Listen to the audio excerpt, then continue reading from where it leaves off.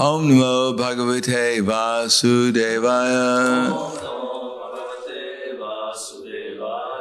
Srimad Bhagavatam, Canto 7, Chapter 10, Prahlad, the best among exalted devotees, text number 49. Savayaya Brahma Mahad Vijagriya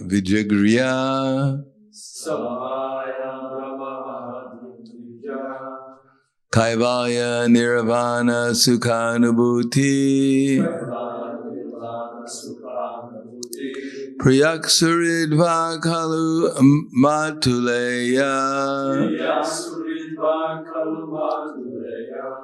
Atmarhat Haniyo Vidi Krid Guruscha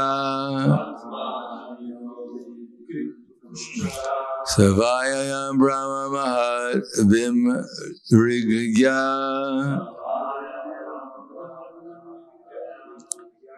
Kaivalya Nirvana Sukhanubhuti Priyaksuridva Kalu Matuleya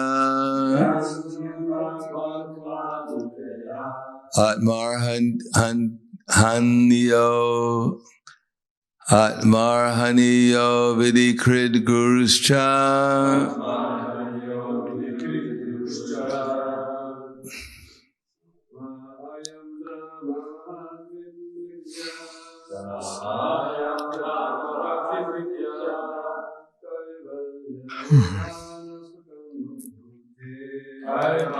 Nirvana Sukhanubhuti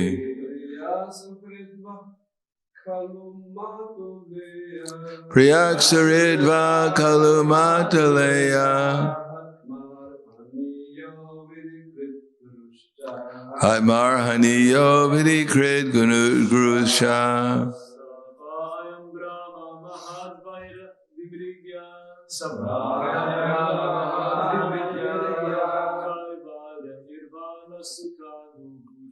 Kaivalya Nirvana Sukhanubhuti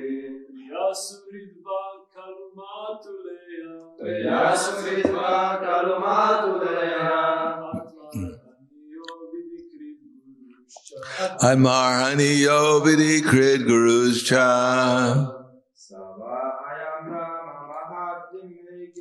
Savayam Brahma Mahad Vijimya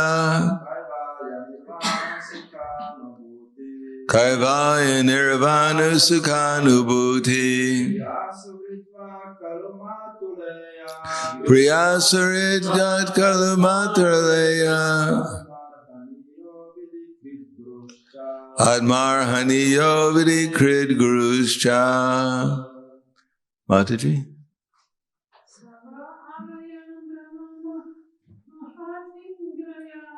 Savayagayam Brahma Mahad Vijimya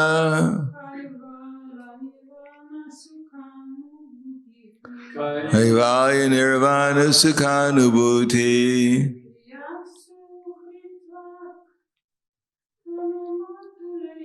Priyasuridva Kalumataleya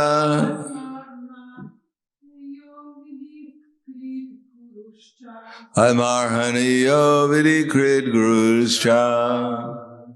Sa, that Supreme Personality of Godhead Krishna. Va, also. I am this. Brahma, the impersonal Brahman, which is an emanation from Krishna. Mahat, by great personalities. Vimrigya, search for. Kaivalya, oneness. Nirvana Sukha, of transcendental happiness. Anubhuti, the source of practical experience. Priya, very, very dear. Surit, well-wisher. Va, of you. Kalu, indeed. Matuleya, the son of a material uncle. Atma, exactly like body and soul together. Arhaniya, worshipable, because he is the Supreme Personality of Godhead. Vidikrit, yet he serves you as an order carrier. Guru, your supreme advisor. Cha, as well. Translation and purport by His Divine Grace, A.C. Bhaktivedanta Swami Srila Prabhupada. Impersonal Brahman is Krishna himself, because Krishna is the source of the impersonal Brahman. He is the origin of the transcendental bliss, sought by great saintly persons. Yet he, the Supreme Person, is your most dear friend and constant well-wisher, and is intimately related to you as the son of your maternal uncle. Indeed, he is always like your body and soul. He is worshipable, yet he acts as your servant and sometimes as your spiritual master. Purport, there's always a difference of opinion about the absolute truth. One class of transcendentalists concludes that the absolute truth is impersonal. And another class concludes that the absolute truth is a person. In Bhagavad Gita, the absolute truth is accepted as the Supreme Person.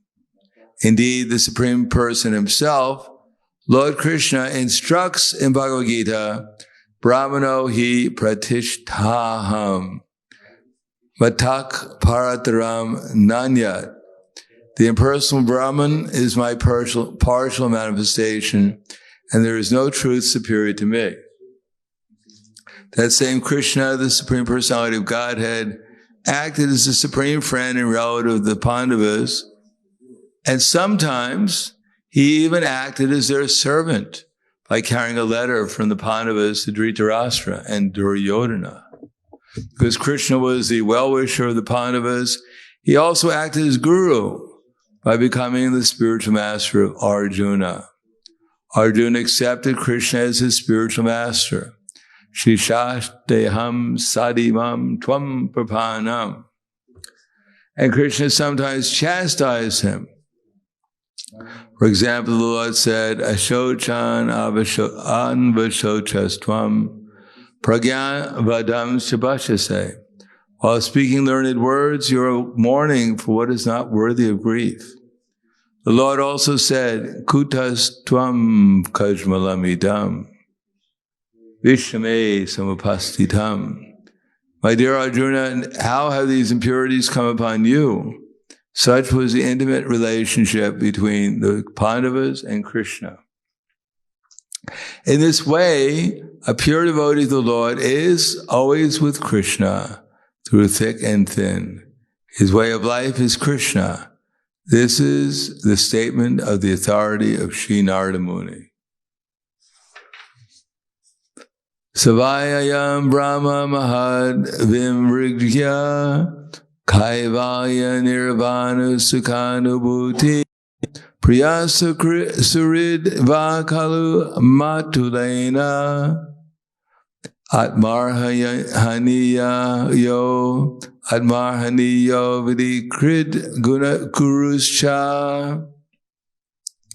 The impersonal Brahman is Krishna himself, because Krishna is the source of the impersonal Brahman. He is the origin of the transcendental bliss, sought by great saintly persons. Yet he, the Supreme Person, is your most dear friend and constant well-wisher, and is intimately related to you as the son of your maternal uncle. Indeed, he is always like your body and soul. He is worshipable, yet he acts as your servant and sometimes as your master. Namo Vishnu Padaya Krishna Prasthaya Bhutale Srimate Eve Gauravani Pacharane Nirvishesha Srinivadi Pasyadyade Satarne. Krishna takes up a lot of time in the Bhagavad Gita discussing whether he's personal or impersonal. And Arjuna keeps on asking him throughout the Bhagavad Gita, which is higher, the person or the imperson?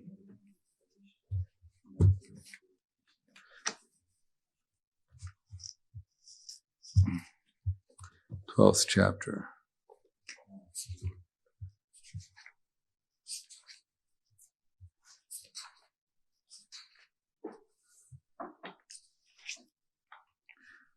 Arjuna vacha evam sadatam yuktaye bhaktis tvam pariyupasate ye chap yaksharam avyaktam tesham ke yoga vitatama.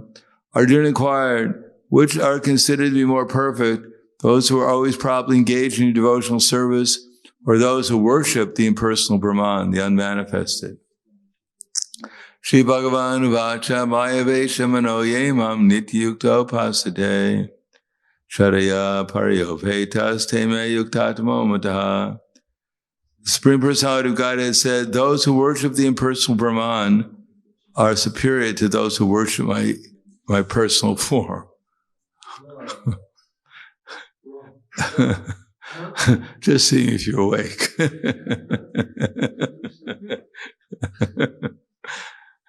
See if you could catch it.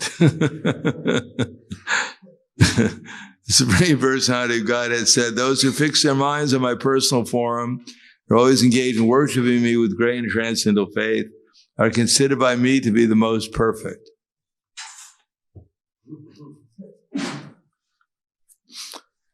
This material experience is an experience of another facet of impersonalism. As in Prabhupada's mantra, he came to deliver us from materialism and impersonalism. Materialism is a kind of impersonalism, that the only person that really counts in the whole universe is me, whoever I may be. Everything else is just paraphernalia to decorate me. The sun comes up in the morning simply to shine on me. And if it didn't shine on me, then there's no use of its coming up in the morning. It's useless. Krishna has to speak 700 verses in Bhagavad Gita. Matter of fact, the whole Bhagavad Gita is aimed at convincing us that God's a person, that the Supreme, because, as Krishna says in the 9th chapter, idam tute guyatamam pravaksham anusuyave jnanam vijnanam sahitam yajgatva moksha se shubhat. Idam te guyatamam. It's very confidential that Krishna is a person. Krishna doesn't want to make a big deal about that in the material world because everyone came here to escape him, to avoid him, to forget him. Therefore, he doesn't try to impose himself on everyone. Krishna is the highest fortune to get Krishna's association. But if someone doesn't want that benediction, that fortune, then Krishna doesn't impose it upon someone. He comes as Chaitanya Mahaprabhu to distribute Krishna, even to the unwilling. But he is the Supreme Person. By the performance of Sankirtan Yagya, it said that one at least will get rain in this age and therefore be able to eat. But that doesn't mean that necessarily one comes to the nation. So Krishna says, idam tute guyatamam pravaksham anushuyave. I'm speaking to you because you're not envious. Everyone in the material world is envious. That's why we forget Krishna, because we're envious. We're envious of Krishna. Why should Krishna be so great? Why should Krishna be unlimited? Why does Krishna own everything? Why is he so greedy? He has to control everything. Can't he relax a little bit? Delegate some power or something? Or make a few donations? Why does he have to control everything? So this is called enviousness. Why is Krishna so great? Why are we so small? This is fate. I should have been great and Krishna should have been small. Or maybe you should get a little smaller and make me a little bit bigger. So the whole material world is imitation. We're imitating that we're something that we're not. Therefore, in Bhagavad Gita, Krishna not only says he's God and we should fix our mind upon him, but he keeps on saying, stop imitating. Shreyan sadhamo viguna paradharmo sunustita svedani nidanam shreya paradharmo bhayavaha. That it is better to perform one's duty even imperfectly than to perform someone else's duty even perfectly. Destruction in the course of one's own duty is better because to follow someone else's path is dangerous. So even in the practical workings of the material world, Krishna advises us not to imitate others.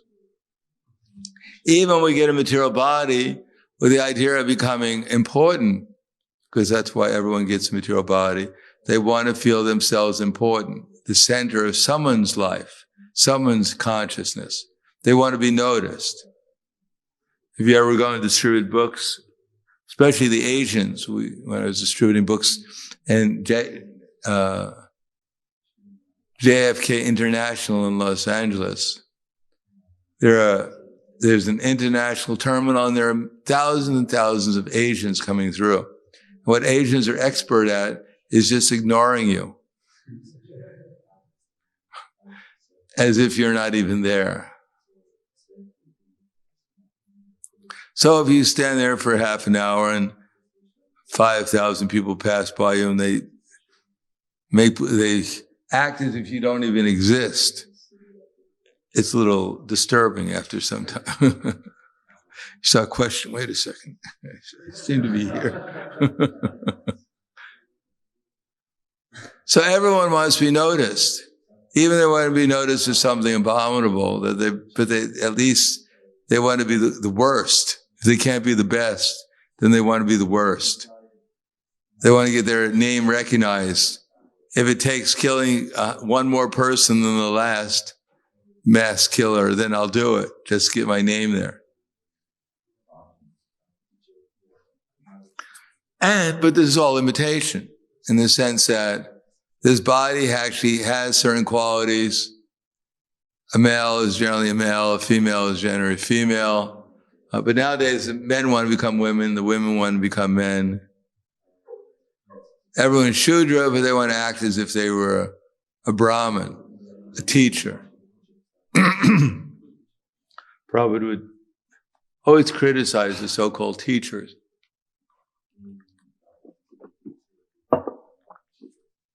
When they were acting as teachers, but they were actually students. When one Indian professor of Indology, Hinduism, came to see Prabhupada, Prabhupada said, the man said, I'm a professor of Hinduism. So Prabhupada said, what is Hinduism? And the man said, I don't know.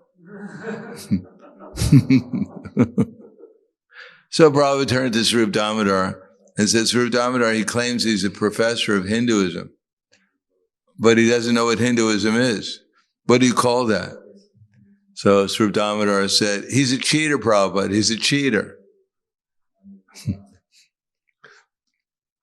Luckily, he was an Indian, so he realized, yeah, I am a cheater. At least I get paid for it, though.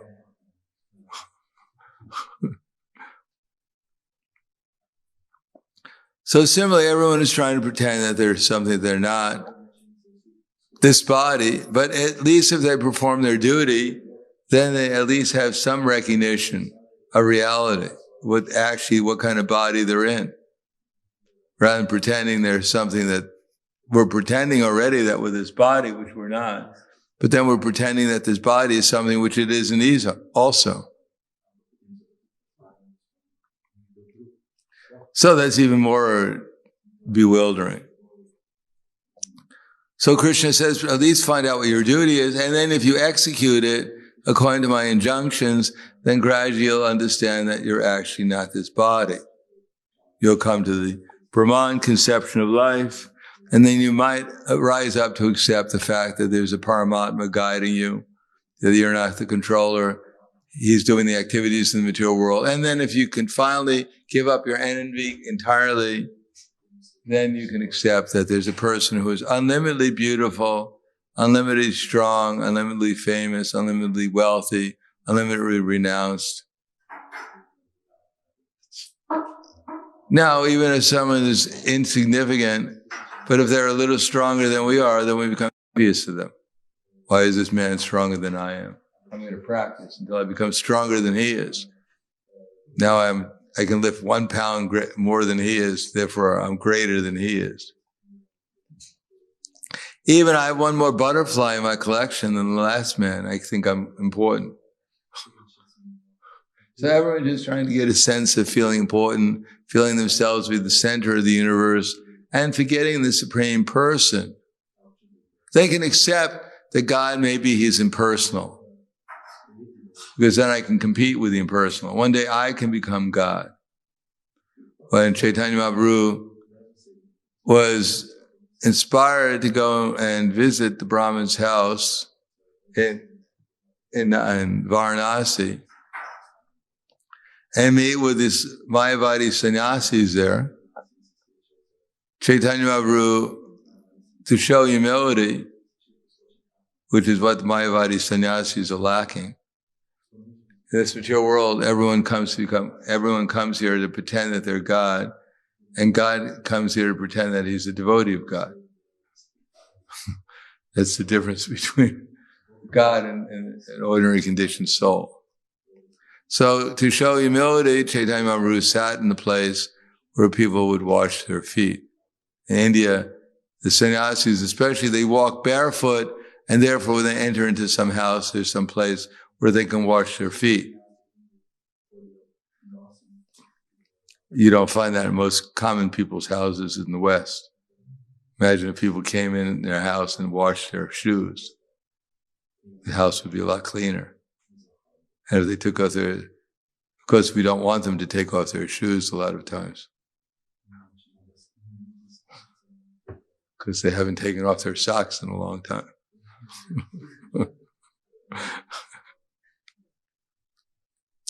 In any case, he sat there and he exhibited an effulgence of 10 million suns. Exactly what that looks like, we don't have a picture, so we can only imagine. And the Mayavadi sannyasis, they saw, oh, here's a man, he's more effulgent than 10 million suns. He must be Narayan. They didn't give him much credit for being Narayan because they all think they're Narayan. They just thought, well, maybe he's got a little head start on us, realizing he's Narayan. He's got a one-step star on us. And even after seeing that, then Prahladananda Saraswati came over and offered Chaitanya Mahaprabhu his hand. He said, my dear sir, you look like you're a good sannyasi. I mean, you're more effulgent than 10 million suns, so you must have been studying something about the Vedanta Sutra. So why are you sitting in such a dirty place? You seem to be depressed. See here, they're thinking Narayan is depressed. Yeah, I am only exhibiting the effulgence of 10 million suns.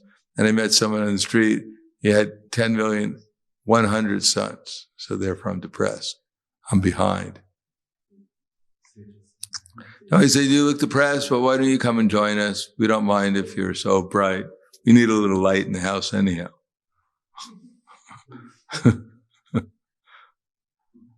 So he came, and Prahladananda Saraswati gave him some lecture. Chaitanya Mahaprabhu defeated them, saying that you people are all, your philosophy is all nonsense. It was just a made-up philosophy by Sankaracharya to bewilder everyone in Kali Yuga, the atheists. And they all admitted, yes, you're right, that our philosophy is nonsense. But because we're part of the sampradaya of Sankaracharya, we officially accept it. But we know it's illogical. So the point is that even Chaitanya Mahaprabhu had the effulgence of 10 million suns, still the Mayavadi sannyasis, they thought he was just an ordinary person. So God himself is coming, displaying something extraordinary, and they're all taking something ordinary. So that's the nature of envy. Kamsa, he heard that this little boy lifted Govardhan Hill with his left pinky, and he's saying, so what? He lifted one little pebble, Govardhan Hill, talking about minimizing someone's activities. So he defeated one harmless water snake, Kali, a serpent. So that's called enviousness. No matter what the person does, it's insignificant. You can't impress him.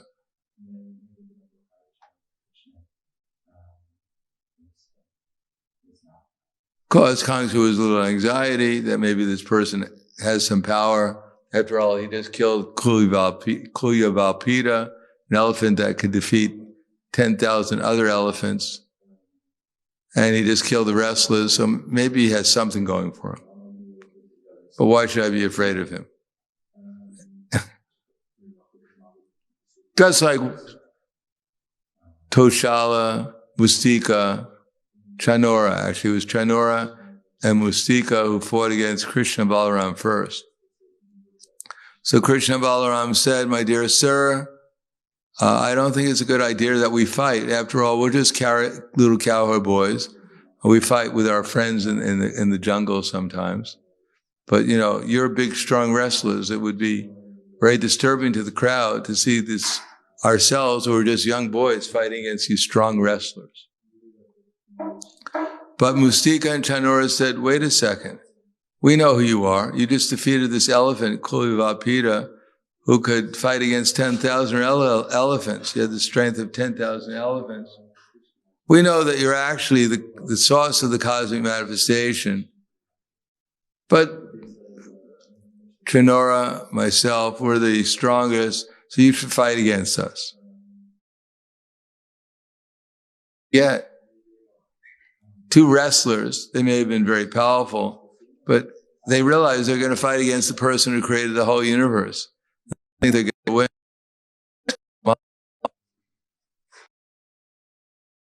Quietly pretending to be God.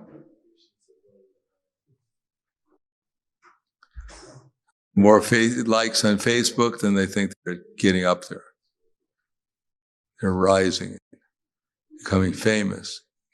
God, Krishna, he only has 10 million likes, but I have 9 million, so we're pretty close.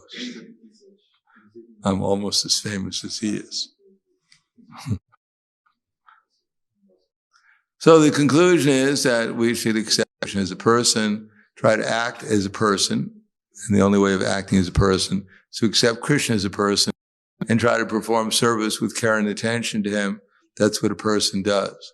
Everyone else is just an imitator and will simply wind up going through 8,400,000 species of life, making no progress, but thinking that actually I'm getting closer and closer to becoming God. So I'll stop there. Thank you. Any questions?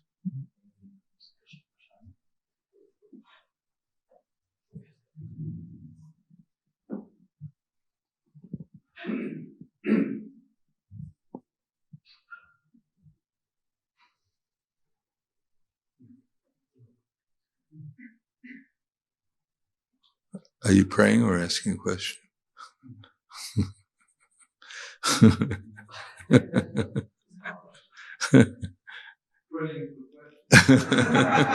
Well, that's good. We're both on the same side.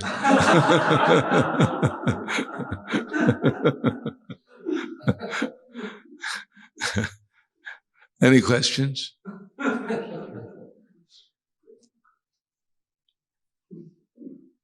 So what did you understand from the class, Luis?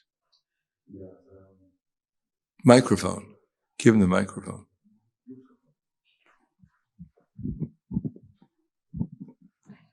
That everyone here in this world is envious, that they want to be the center and to be noticed, whether in the best thing or the worst thing, that we minimize others' activities, like these two demons, that they knew that Krishna is the origin of everything, but they still thought that they were going to defeat him. And that we should, accept Krishna as a person and to act, like to execute service to him like he is a person with care and attention. Good. Anything else? Okay, thank you very much. Grantaraj Srimad Bhagavatam Ki Jai, Srila Prabhupada Ki Jai, Gaur Premanande.